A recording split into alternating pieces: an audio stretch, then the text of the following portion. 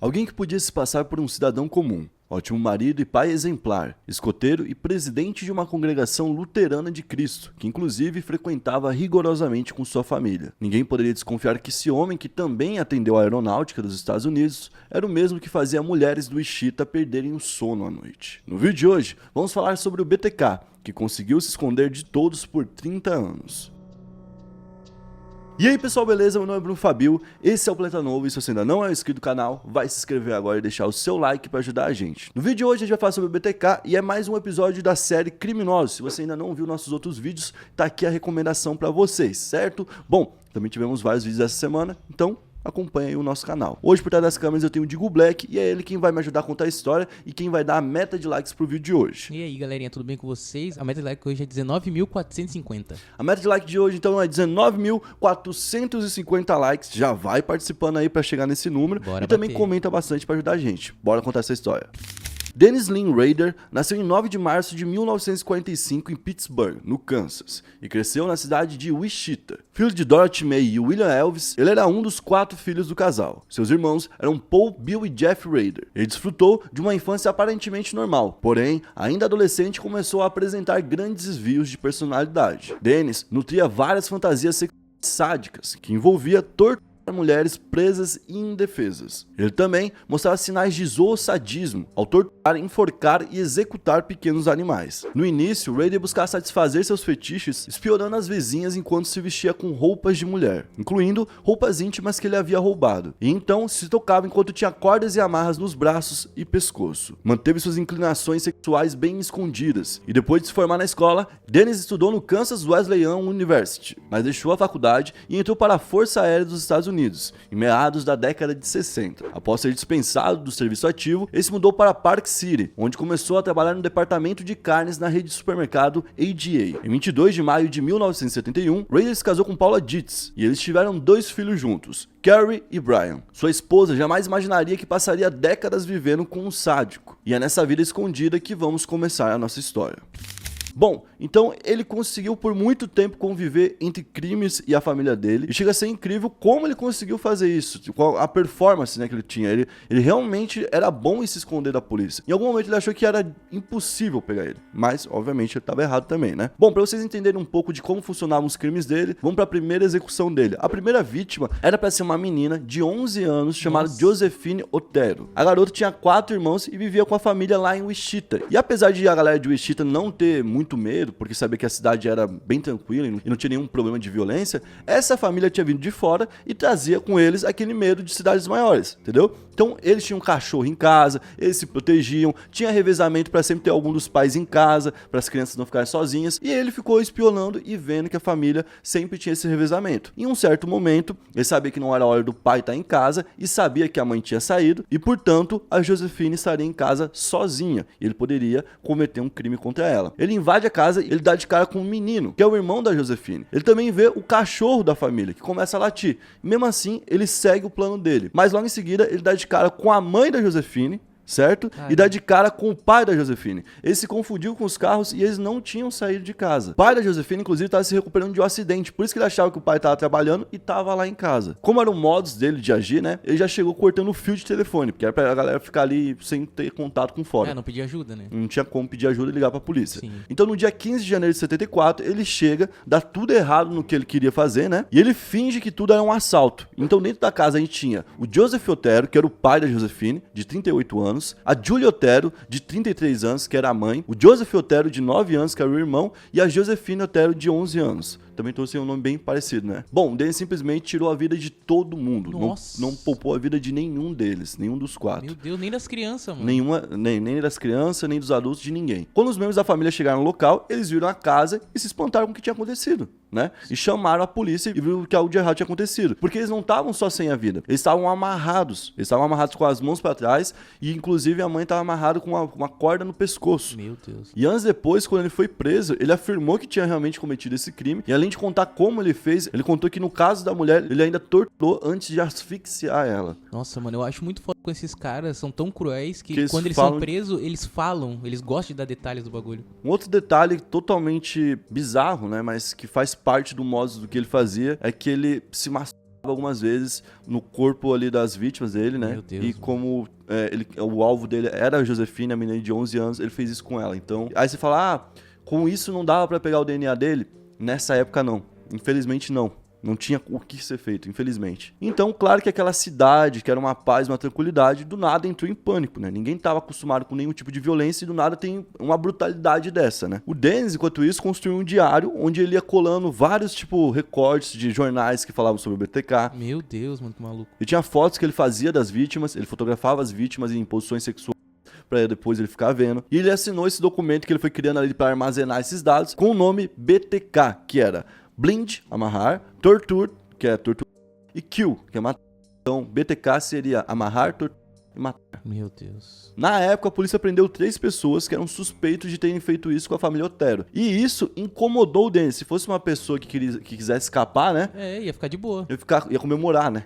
Ele não. Ele ficou incomodado, porque ele falava, não, eles não são BTK de verdade. Então, ele decidiu escrever uma carta para a imprensa e colocar dentro de um livro da biblioteca pública da cidade. E ele avisou a imprensa de que tinha uma carta do BTK lá. E isso tudo sem a imprensa descobrir quem era ele, né? Foi então que ele confirmou que ele existia e a polícia começou uma caçada muito maior junto com a imprensa dali. Sua segunda vítima seria Catherine Bright, de 21 anos. Ela morava sozinha e não tinha filhos nem cachorros. Parecia a escolha perfeita para o BTK. Então, em 4 de abril de 1974, Dennis invade a casa da moça esperando ela chegar. Mas ele não esperava que ela viesse acompanhada de seu irmão. Então ele anuncia para os dois que ele era um foragido da polícia, que precisava de dinheiro e um carro, e portanto, iria amarrar os dois. Kevin foi levado a um quarto separado, e já amarrado conseguiu romper as amarras. Quando então, Dennis disparou contra a cabeça de Kevin, mas mesmo ferido, Kevin seguiu lutando contra o BTK, até que foi novamente baleado. Depois, BTK se dirigiu a outro quarto e enrolou o pescoço de Catherine com um pano, mas como ela se debatia demais, ele a esfaqueou até que ela perdeu as suas forças. Depois Dennis fugiu, e apesar de ferido, Kevin ainda estava vivo, e conseguiu correr para contar para os vizinhos e pedir ajuda. Foi levado ao hospital e Catherine foi encontrada rastejando coberta de sangue. Infelizmente, ela acabou não sobrevivendo. Mais tarde, o BTK foi descrito por Kevin como sendo um cara de tamanho médio, bigode espesso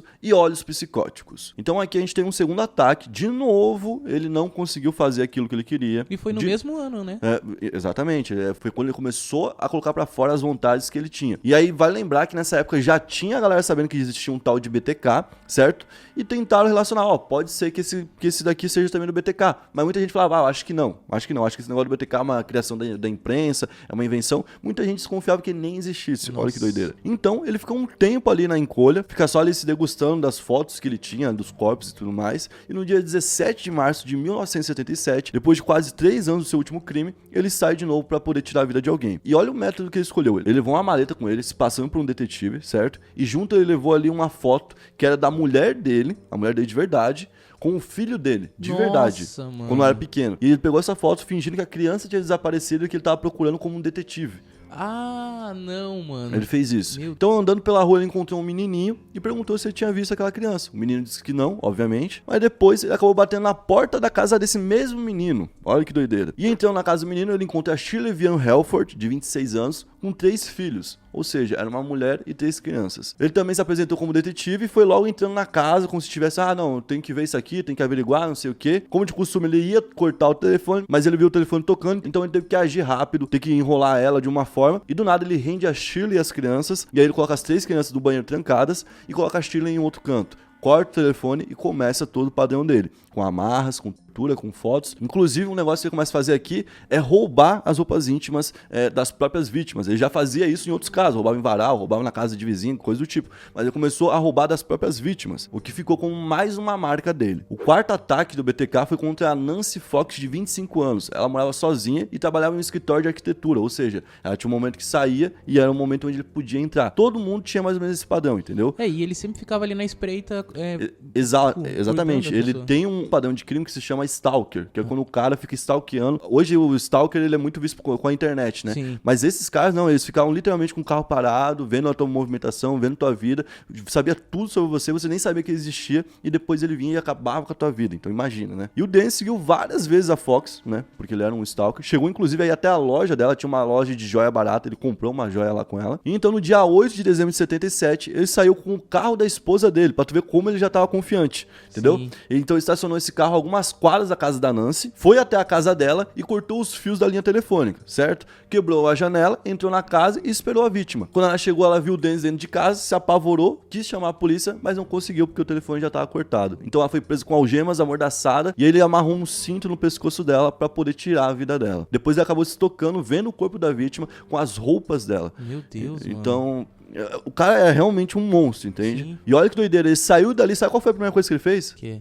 Ele pegou o telefone, ligou pra polícia dizendo: tem um corpo em tal endereço e quem o matou foi o BTK. Ele sempre avisava, Ele sempre então. avisava, ele sempre assumia porque ele queria estar na mídia. Nossa, ele tinha esse tesão. mano, que cara louco, mano. No começo de 1978, ele mandou uma carta para a rede de televisão Cake, que tem uma filial em Wichita, onde ele reivindicou a morte dos Oteros, que foi toda aquela família, a primeira família que eu falei, Sim. da Bright, que foi a menina que o irmão sobreviveu, da Sheila, que as crianças ficaram para trás, mas ela não sobreviveu, e agora da Fox. Então ele reivindicava todos os crimes e falava que sim, existia um cara por trás de tudo isso, que ainda era negado muitas vezes. E o mais foda que deixa ele mais louco é ele ficar, tipo, com essa pira de não deixar pra outras pessoas ter a fama dele, tá ligado? Então, e quando ele confirmou, ele mandou uma segunda carta pro mesmo meio de comunicação, certo? Mandou lá pros caras, e nessa segunda ele mandou inclusive um poema chamado Morte para Nancy. Nossa. Falando de uma das vítimas dele. Ele mandou também detalhes de como funcionaria a cabeça dele. Ele falou que ele tinha um negócio chamado Fator X, que todos esses homens que tiram vidas por aí têm dentro da cabeça, entendeu? No ano seguinte, olha que doideira, ele tava se formando na universidade em administração de justiça. Todo mundo procurando, e o cara ali, de boa, perto inclusive das pessoas. Não, e ele tendo uma vida normal e essa vida de assassino, tá ligado? Olha Não, que e doideira. ele virou escoteiro. Então ele era mestre escoteiro. Ele ensinava várias crianças a mexerem com cordas. Nossa, Você mano. entende isso? Que doideira, mano. Que doideira. Ele era um cara que, tipo, ao mesmo tempo que ele se escondia, ele jogava muito na cara. Olha Sim. aqui, olha aqui. Tá vendo? Ah, o cara reconhece o bigode dele. Ele tira o bigode? Não. Você entende? Sim, mano. Ele que doideira. queria ser achado, velho. No dia 28 de abril de 1979, você vê que vão passando anos, né? Entre Sim. um e outro. Mas ele vai continuando e é tudo numa cidadezinha pequena. E são os vizinhos dele. Quando eu falo que ele pegou o carro da esposa e foi fazer o crime, ele pegou o carro de uma vizinha da mulher que foi executada e foi até próximo, com pessoas que poderiam reconhecer aquele carro ali próximo, que depois do crime várias pessoas viram testemunhas e podem falar sobre esse carro. Você entende? Tipo, o nível de ousadia que ele tava tendo, e ele tava cada vez chegando mais perto das vítimas. As vítimas estavam ficando cada vez mais próximas da casa dele, entendeu? Então, no dia 28 de abril de 79, uma mulher chamada Anna Williams, de 63 anos, chega em casa, e quando chega em casa, tá tudo revirado. Foram roubadas joias, foram roubadas algumas roupas, meia, tudo isso foi roubado, e provavelmente o Dennis podia estar por ali ainda. Ele deve ter fugido em algum momento por uma sirene que ele ouviu, algo do tipo assim, mas ele acabou escapando. E depois ela recebeu uma carta do BTK, onde tinha um desenho dela amordaçada em cima da cama dela. Nossa, um desenho dela? É. Mano, imagina Cara, o terror, imagina tu receber isso sabendo que esse cara tá Nossa solto. Nossa senhora. senhora, mano. E apesar da polícia local, a polícia federal, o FBI, todo mundo tá envolvido no negócio, eles não conseguiam chegar na identidade do cara. Bom, então em 27 de abril de 1985, a Marina Ed, com 53 anos de idade, era uma viúva que morava sozinha. E olha o detalhe, ela morava a 6 casas Nossa. do Dennis. Ela é literalmente vizinha do cara. Viu como tu tava falando? O cerco já tá fechando, mano. Tá cada vez mais perto. Ele queria o perigo mais próximo, É. você entende? Então naquela noite ele saiu, dirigiu quilômetros, olha que doideira, ficou dirigindo, trocou de roupa, pegou o kit dele, porque ele tinha um kit pra poder cometer esses crimes, pegou um táxi, se dirigiu até a casa dela, porque ele foi pra longe pra pegar um táxi que não soubesse quem ele era, você entende? É, como se fosse de pra outra vir região, né? chegar até ali e parar naquele local. Chegou na residência, cortou o fio do telefone, que também padrão Era de já, praxe. né? Ele chegou, ela ainda tava dormindo e ele atacou ela enquanto ela tava dormindo. Nossa. E tirou a vida dela também, estrangulou ela. Agora é onde vem o detalhe novo dessa execução. Qual que é o detalhe novo? Ele leva o corpo para sua congregação, a Igreja Luterana de Cristo. Ele levou o corpo para lá. Quando ele era o presidente local, ele conseguia fazer o que quisesse por lá, entendeu? Ele deixou vários materiais lá, já para quando ele fosse, ele poder se livrar do corpo. Ele tinha folhas de plástico para envolver o corpo e tudo para poder ser limpo por ali. E lá ele levou o corpo, olha que doideira, ele levou o corpo dessa mulher, que era vizinha dele, para a igreja onde ele tava, olha o tanto de Olha que confiança, doideira. para a igreja onde ele tava e ficou tirando fotos do corpo na igreja. Meu Com Deus. poses de bondade, sabe aquelas amarras de couro e coisa do tipo assim? Olha o quanto esse cara se sentia intocável, entende? E esse corpo só foi encontrado um tempo depois, já em estado de decomposição num rio, largado num rio, onde ele tinha colocado. Vicky Wrigley, ela teria 28 anos, era casada e tinha 2 filhos. Já não estava tão no padrão dele, se você Sim. parar pra pensar, porque ela tem alguém que poderia ajudar a derrotar ele dentro de casa, Sim. que é o marido, certo? Só que ela permaneceu o maior tempo sozinha em casa cuidando dos filhos. Então, ele achou o ponto de fraqueza para poder invadir lá. No Dia 16 de setembro de 86, ele vai até a casa, se passando por um funcionário da empresa telefônica, dizendo que precisava fazer ali uma manutenção nos fios, corta os fios. Quando ele entra na residência, ele saca uma arma e leva ela para um quarto. Lá ele amarrou ela, só que ela lutava muito e conseguiu se soltar. Ela conseguiu inclusive arranhar o rosto dele, e quando ele viu que estava próximo de perder, ele pegou uma meia que estava na mão, improvisou e passou em volta do pescoço para poder asfixiar ela. O BTK ainda tirou algumas fotos dela, nas posições que ele sempre fazia, guardou as coisas dele no carro dela, da Vicky, e foi embora no carro dela. Nossa, mano. Então ele deixou o carro dela em algum local, parou, pegou o dele, e aí ele voltou pra casa dele, como se nada tivesse acontecido. Inclusive, era tão próximo da casa dele, o local onde a Vicky morava, que ele ouvia os barulhos da sirene. E ele sabia o que tava acontecendo, mas ele tava na casa dele, tipo, jantando com a família, fingindo que não sabia nada. Não, e imagina a mulher dele falando, nossa, meu amor, acabaram de matar mais uma pessoa perto da nossa casa, eu tô com muito medo. Né? E era ele, tá ligado? Na necrópsia eles encontraram vestígios de pele na unha da Vicky, que ela arranhou o rosto dele, né? Só que na época não tinha tecnologia suficiente pra encontrar ele. Então, mais uma vez, por conta da falta de tecnologia, ele continuou solto. E a última vítima dele foi a Dolores Davis, de 62 anos. Ela também morava sozinha em Park City, onde ele já tinha se mudado para morar, e ela ficava então a 1,5 km da casa dele. Bom, no dia 18 de janeiro de 91, como em todos os outros crimes, ele chegou, cortou o telefone, amarrou ela, tirou a vida, pegou ela, tirou o corpo, roubou algumas joias e algumas roupas e foi embora. Durante esse caminho ele passou na igreja, deixou a caixa de joias que tinha pego lá, ó, tipo, nem aí, tá ligado? Se alguém encontrasse, e aí como é que ele ia justificar? Não tinha como, mas ele não tava mais nem aí. E depois ele jogou o corpo dela embaixo de uma ponte, onde só foi encontrado muitos dias depois. Olha que doideira, o nível de confiança. Ele deixa lá e ele vai até um encontro de escoteiros. Então, tipo assim, ó, ele pegou o carro, botou um corpo, passou embaixo da ponte, deixou o corpo e dali ele foi direto para um encontro de escoteiro. Imagina, depois de acabar todo o crime, ele já vive a vida normal. Já vive normalmente. E olha que doideira. Ele fica no encontro de escoteiro e no outro dia ele volta pra lá, tira fotos com o corpo, faz aquelas fotos com o corpo, usa a máscara que ele construiu, que é aquela máscara pra parecer uma mulher, certo? Uma mulher indefesa, que é o que ele queria, e depois volta pra aula de escoteiro.